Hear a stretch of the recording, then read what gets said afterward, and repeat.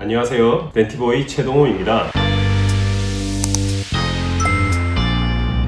오늘 이야기해볼 부분은요, 제가 치과에서 교정에 관련된 질문을 많이 받는데요, 환자분들한테 받았던 질문들이나 제가 여러분들에게 얘기해주고 싶은 부분을 Q&A 형식으로 정리해서 말씀드리도록 하겠습니다. 돌출입의 경우 발치 교정을 진행한다면 입이 들어가는 효과 때문에 안모의 변화가 생기고 인상이 좋아지는 경우가 많이 있습니다. 다만 턱 같은 경우에는 치아를 이동한다고 해서 턱이 갸름해진다거나 이런 건 기대하기가 힘듭니다. 턱의 경우 치아가 아니라 턱뼈에 의해서 형태가 결정이 되기 때문에 이건 별개의 이야기라고 생각해 주시는 게 좋습니다. 일반적인 경우 사랑니 발치는 교정 치료에 그렇게 영향을 주지 않습니다.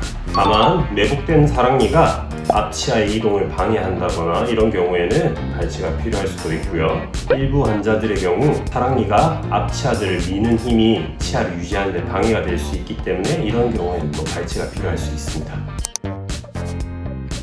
결론부터 말씀드리자면 교정장치에 따라서 교정의 결과가 달라지진 않으나 더 불편감이 적고 심미적인 교정장치를 선호하게 됩니다. 교정장치의 종류로는 금속 색깔을 띠는 메탈, 치아색을 띠는 세라믹, 치아색을 띠면서 거기에 편의성을 추가한 클리피시라는 재료가 있는데요. 클리피시의 경우 신미성이 뛰어나고 철사 간의 마찰력을 줄여서 치아 이동을 원활하게 해줘서 교정 시간을 조금 단축시킬 수 있다는 장점이 있습니다. 충치 치료와 교정 치료는 꼭 분리된 게 아니라 병행할 수 있는 치료입니다. 다만 몇몇 케이스에서는 교정 치료 전에 충치 치료가 선행되어야 되는 경우가 있으므로 이건 담당 의사와 상의하시는 게 좋을 것 같습니다. 크라운이나 브릿지를 한 경우에는 크게 문제가 없이 교정 치료가 가능합니다. 크라운의 경우 장치 부착이 잘 안 될 수 있어서 특수한 처리를 통해서 장치를 붙인다거나 하는 과정이 필요할 수 있고요. 브릿지의 경우 브릿지를 제거하고 임시치아를 제작한다든지 해서 장치를 붙이고 교정을 진행하게 되는데요. 다만 임플란트 같은 경우에는 자연 치아와 다르게 교정을 통해서 치아를 이동시킬 수 없기 때문에 발치 교정 같은 건 힘들다고 생각하시면 될 것 같습니다.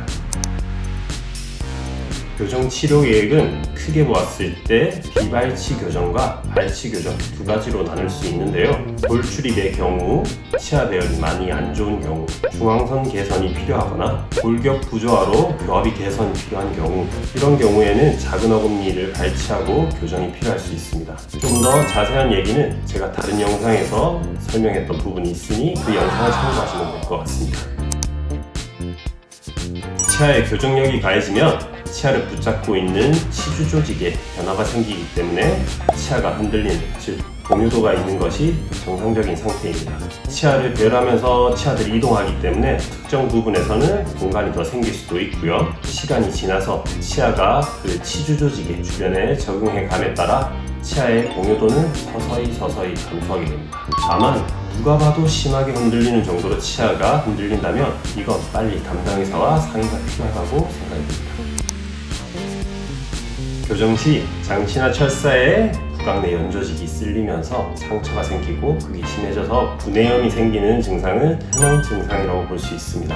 다만 이게 너무 힘들 경우 적응하는 기간 동안은 장치에 왁스를 붙인다거나 해서 그 증상을 완화시켜 줄 수 있고요. 이렇게 하더라도 조절이 안 되는 부분은 담당 의사 선생님께 이야기를 해서 장치를 조금 조절을 받으면 이 증상은 어느 정도 대부분 완화된다고 생각할 수 있습니다.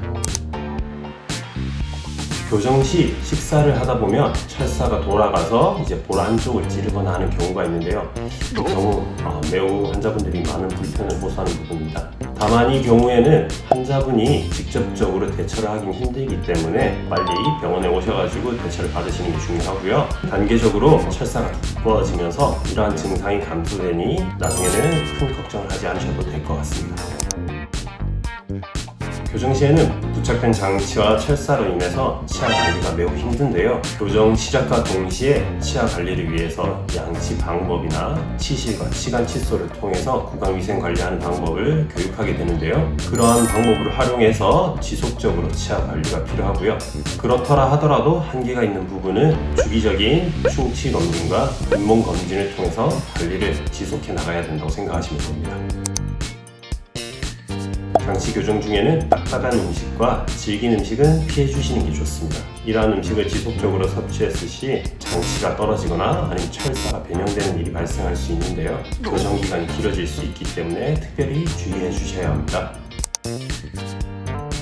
네, 이건 또 아주 중요한 질문인데요. 교정 중에 결혼식과 면접 등과 같은 아주 중요한 자리가 있다면 장치 전체 또는 일부를 제거하고 일정을 소화하게 됩니다. 그 이후에 다시 장치를 부착하고 교정을 이어가실 수 있기 때문에 이 경우 혼자서 너무 고민하지 마시고 담당 의사 선생님과 상의하면 충분히 친절하게 대응해 주실 거라고 생각이 듭니다. 유지장치 기간은 사실 정확한 정답은 없는데요. 치아 교정이 끝나고 치아 주위를 둘러싸고 있는 치주 조직이 안정화되기까지 최소한 3년에서 5년 정도의 기간이 필요하다고 말씀드리고 있는데요. 사실 모든 치과의사들은 교정이 완료되고 난 이후에 환자들에게 최대한 오랜 시간 동안 유지장치를 유지하도록 설명을 드리고 있습니다. 왜냐하면 유지장치를 제거하는 순간 치아가 틀어진다거나 다시 공간이 생겨버린다거나 하는 현상이 발생할 수 있기 때문입니다.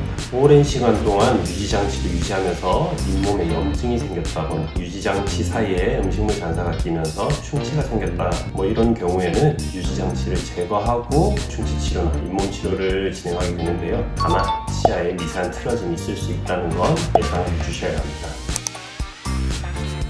치아 한쪽에 붙이는 철사 유지장치, 그런 고정식 유지장치를 사용하는 경우에는요, 사실상 식사를 하거나 아니면 일상생활을 하면서도 언제든 떨어질 위험성이 있습니다. 철사가 떨어지면서 유지하는 힘이 사라지게 되면 금방 치아가 틀어질 가능성이 매우 높기 때문에 최대한 빨리 치과에 내원하셔서 다시 유지장치를 붙이는 것을 추천드립니다.